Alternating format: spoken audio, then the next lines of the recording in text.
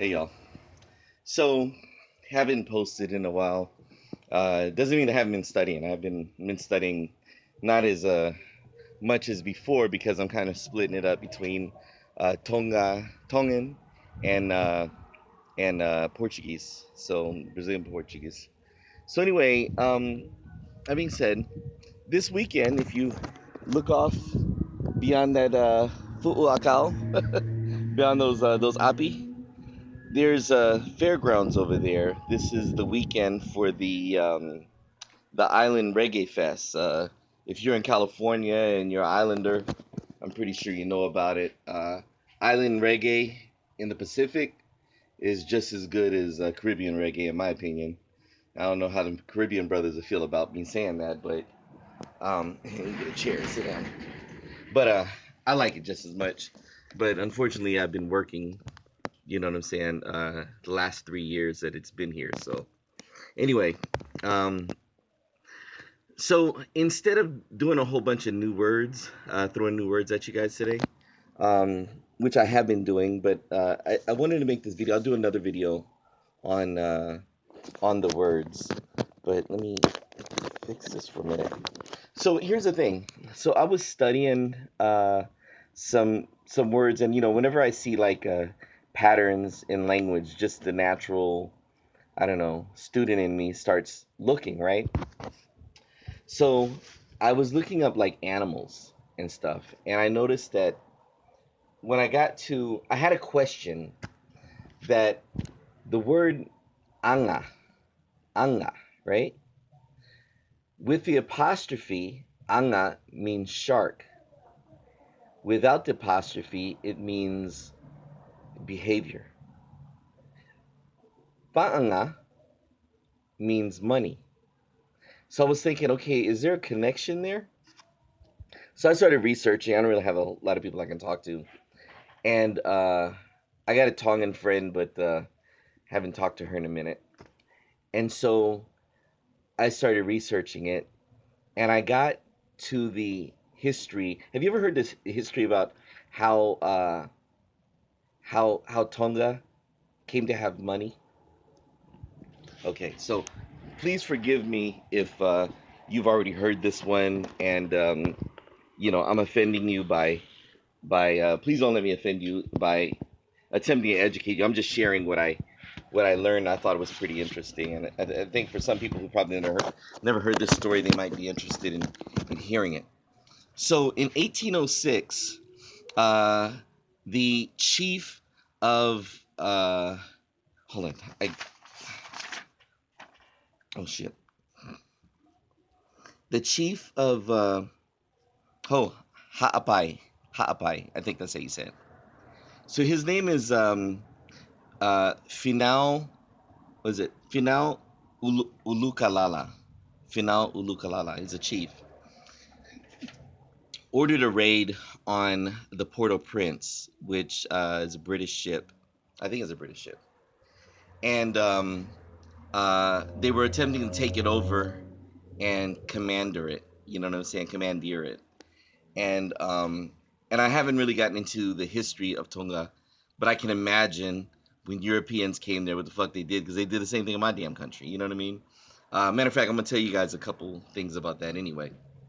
So anyway, the people on the ship sunk the ship, and so they weren't able to take it. So the chief Ulukalala ordered that everything on the ship be salvaged, brought to shore.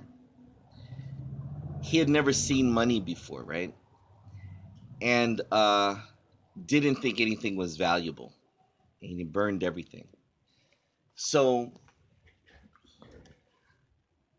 paanga is these brown seeds that of a plant that could be strung together and used as like bracelets and anklets.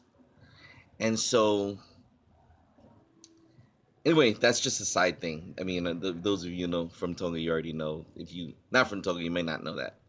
So anyway, the only survivor of the ship was a guy named William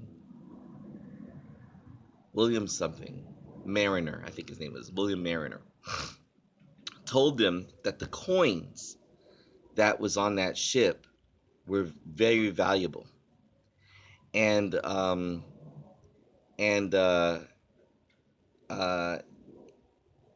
he couldn't. He thought that the coins were pretty much the same thing as those paanga, the little seeds, right?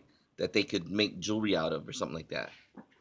So he made a statement, and I wrote it down. It was fucking profound. Let me say this real quick. I'm gonna read it to you, okay? Because I haven't memorized it. He said, if money were made of iron and could be uh, converted into knives, axes, chisels, there would be sense in placing a value on it, but I don't see any value in it.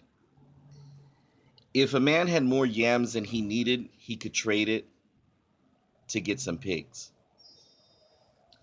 Certainly, money is much handier and more convenient because it won't spoil by being kept, and because of that, people will store it instead of sharing it as a chief should, and it makes them selfish.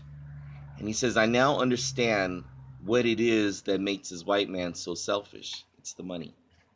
That's some heavy shit in it. Because doesn't that explain why all of us have encountered this European? He didn't come to our islands to make us better or to make friends or shit like that. He came to rape and pillage and take and enslave and do all that kind of shit. So it really explains why the old people, because I know I don't know if you guys do this, but in the Philippines we call people coconuts, right? And we're what it is if they show behavior like a European, we call them a coconut. You're brown on the outside, white on the inside, and they say that like if you're selfish or you're dishonest or you have a bad temper, you're violent, things like that. They call you a coconut. So I don't know if they do that in Tonga, but anyway, I thought that was kind of interesting.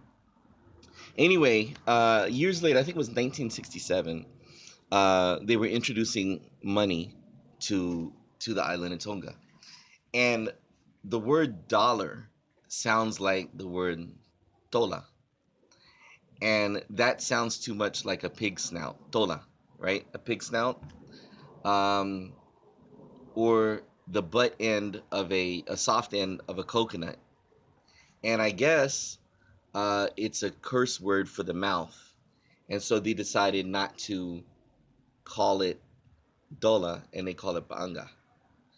And paanga, paanga, I think it's paanga, right? So anyway, that's the etymology of the word for money. So I just thought that was kind of interesting. I thought I would share that. Okay, uh, so I'm gonna throw a couple other things at you guys.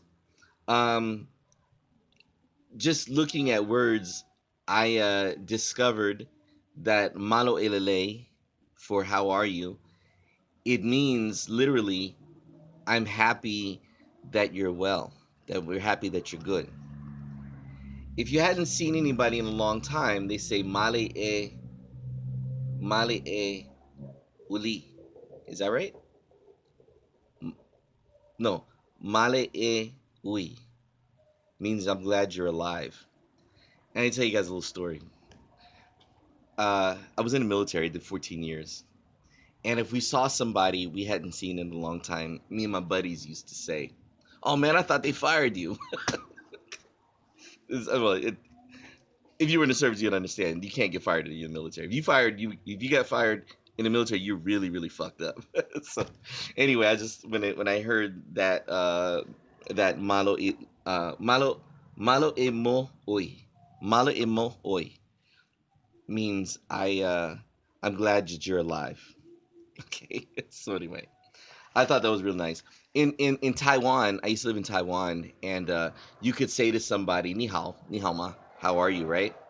But then they also used to say, the old people would say, ni fan ma. That means, did you eat today?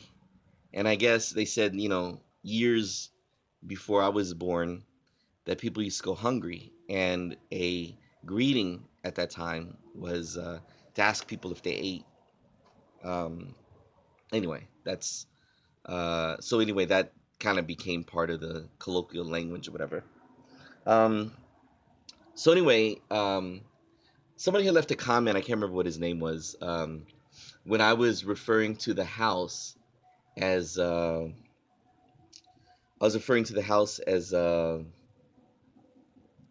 not api. Api is a house. Shoot. Now you're gonna got me fale, right?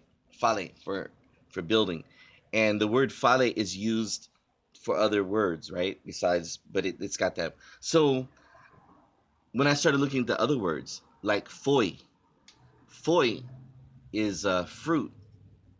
So foi maca would be fruit of the ground. Is that right? Uh, Somebody let me know if I said that right. Foi maca for like rocks. Uh, Fu'u, fu'u means big. I just discovered that. So fu'u akal. Oh, wait a minute. Fu'u. I'm screwing up now. My mind is going like 8 million places. Fu'u akal is tree, and doesn't that kind of mean uh big big excuse me big plant, big fruit, something like that? I don't know. I think I might have wrote something down about that. Um. Uh. Yeah, you know what? I didn't write it down. I think I was just reading and was just thinking. So anyway, um, yeah, fu'u is it means big. So fu'u akal, what does the akal mean? I'm pretty sure it means something else. The word for fruit, I didn't write that down, but I was just wondering. So I noticed that you guys call white people um, uh, papalangi, papalangi, papalagi. I think it's both, right? Papalagi. So Palagi, Palangi, reminds me of so in the Philippines we're divided into three main areas. My grandpa is from the southern area, and they speak a completely different language down there. And he often refers to uh, white people as farangi, farangi. And most Filipinos probably don't even know what that word is, farangi. Oh, let me close that out, my sister. Uh, falangi. God damn it, girl, shit. I'm on the fucking okay. Um, Falangi, and that's like foreigner. So, um, barang or farang, it's a old Malay word that came from the Middle East because a lot of Arabic words, like a lot of the words I found out that we have in common, people in the islands have Arabic roots, and they call it um, uh, Perso-Arabic. That's like the little root words that kind of go from language to language to culture. And so farang means cloth, and then it also could be barang depending on where you are in the Southeast Asia. And some people would call white people farangi, and some people would call them barangi.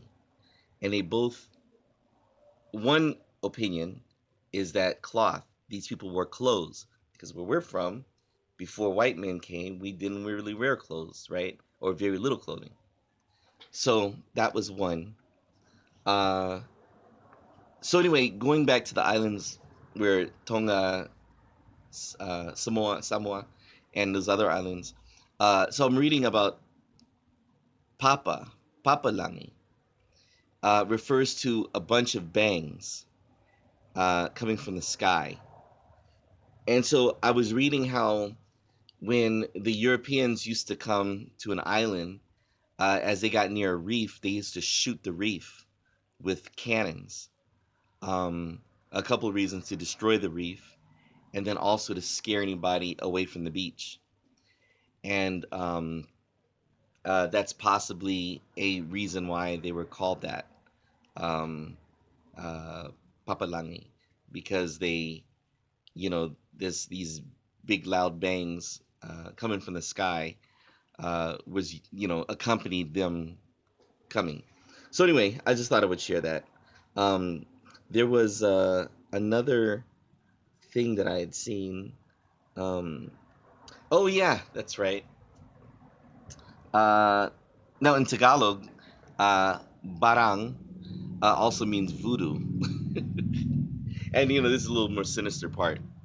So my grandfather used to say that that in other cultures, I don't know, but they used to refer to Europeans as a devil, as devil people, and barang is refers to like black magic or evil magic or something like that. So I was just wondering, because in Africa, uh, even in China, when they say um, guaylo, the foreign devils, um, uh, refer to just like what I was talking about earlier, that it accompanies war, because for many of us in our cultures, we didn't have um, uh, the developed warfare that the Europeans had, and our encounters with them was usually accompanied by fighting, slavery, death, gunshots, people being killed, houses being burned, things like that. So anyway, I was just curious about it, and